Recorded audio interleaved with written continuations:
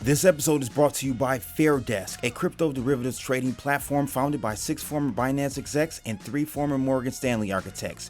FairDesk is a company focused on building a platform that enables traders to profit from both rising and falling markets. Sign up today and CB will credit you up to $600 in trading funds. For more information, visit fairdesk.com, link in the description below.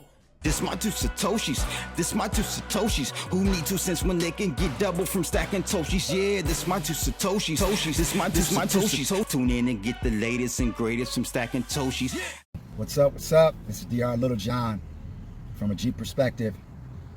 I'm gonna give my 2 Satoshis on some news that I just uncovered today. You know, Israel is banning cash transactions, I guess person to person, of over $4,400 and business transactions of over $1,760. They're also planning on, in the very near future, banning people from holding $58,000 at home or in your person or wherever you deem fit to hold your money. I decided to do a little bit more, and I came across other countries that have plans to either ban or at least limit cash transactions within their societies. Sweden, Finland, China, South Korea, United Kingdom, Australia, Netherlands, and Canada. And of course, probably be a while before countries completely ban cash transactions due to the difficulties of their poorer residents not being tech savvy enough to do online payments or do digital payments or do payments by phone. We see that in America, in the inner cities, older populations. Part of the reason we talk about, or at least I talk about, a portion of the world doing grown folk business, trying to implement a neutral monetary system that's global, these are some of the reasons. Understand that the more they limit cash transactions, the more control they have over who, where, what, and how you spend your money. Especially if you're doing transactions through systems that they have implemented, meaning either systems the governments or systems that banking institutions implement for the greater populations to use once cash is removed. You know, we already in America use our debit cards and other credit cards and other forms of payment by swiping or typing in some digits in a card. So there's going to be very little resistance when the time comes and they say no more cash. Like I say, once again, that's not going to happen overnight, but as we see throughout the world, there are already steps being put in place to make this happen. So I ask you, what steps are you doing to ensure that either your cash is converted into something that gives you control, or your cash is going into assets that will allow you to increase your wealth? I remember in 2008, I was blessed to speak at a tech conference in Silicon Valley, and I was staying in West Palo Alto.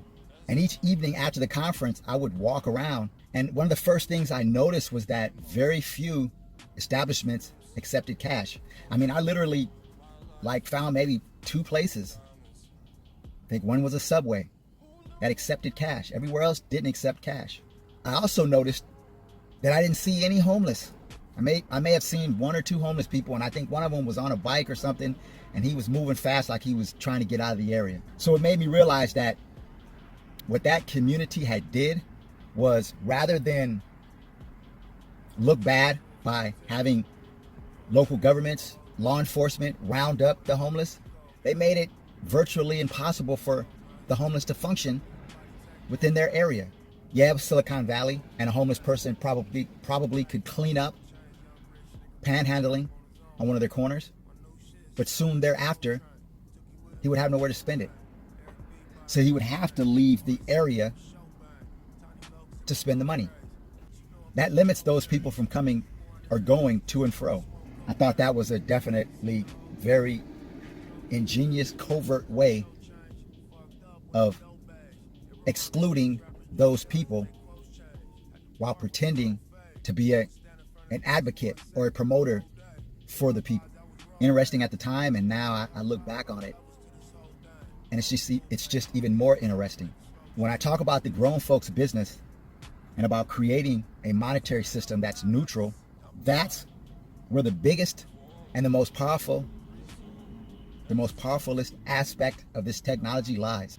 In sovereignty on how and where you hold and spend your stored energy to be utilized at a later date. It's one of the biggest reasons why Bitcoin was created and why we promote and push Bitcoin. It's because we understand and see where the world is going.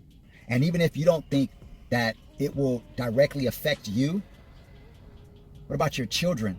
We're going digital whether you and I like it or not. And it's only a matter of time.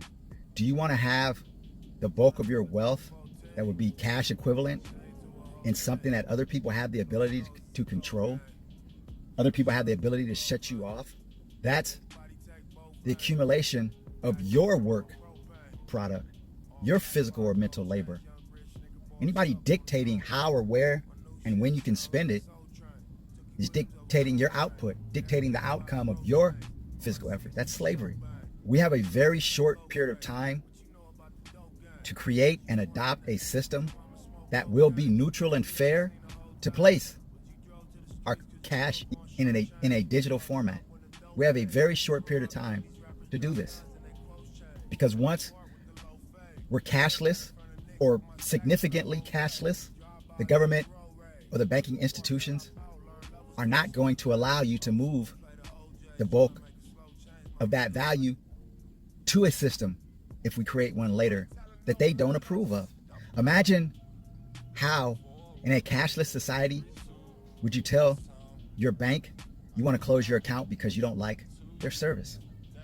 You can't walk in and say, give me my cash, to then walk down the street and place it in an institution of your liking. You would have to ask them to please send your money somewhere else. And what if they said no? First of all, the fact that I got to ask you nicely to send my money anywhere is an insult. But to top it off, they could say no. The place you want us to send it to is on a list, or we don't like their beliefs, but we'll send it down here to our buddies. I don't want it down there to your buddies. I want it over here. And they say no. Honestly, ask yourself, what recourse do you have? They literally would have the ability to lock up on your money. I don't know where you're from, but where I'm from, that's out of pocket. So this is just something to think about, something to place at the forefront of your thought when it comes to your economic sovereignty. And how do you plan to go about achieving it in this world that is rapidly changing? Like I said, we're going cashless whether you and I like it or not. You've got a choice to opt in to a system that is neutral and fair, or accept a system that will be handed to you. Just something to think about. It's my 2 Satoshis. It's Dr. Little John from a G perspective. Give a shout out to the CBTV fam. And once again, yo, go check out my channel. Sub, like, subscribe, and all that. It's From a G Perspective. You can also catch me on Instagram, d.r.littlejohn137 _. You just type in Dr. Littlejohn. Also, you can check me out on Twitter, Dr. Littlejohn as well. You can check me out on TikTok, G Pops, G-P-O-P-S, G Pops. Anyway, it's Dr. Littlejohn from a G Perspective. Peace. I'm out.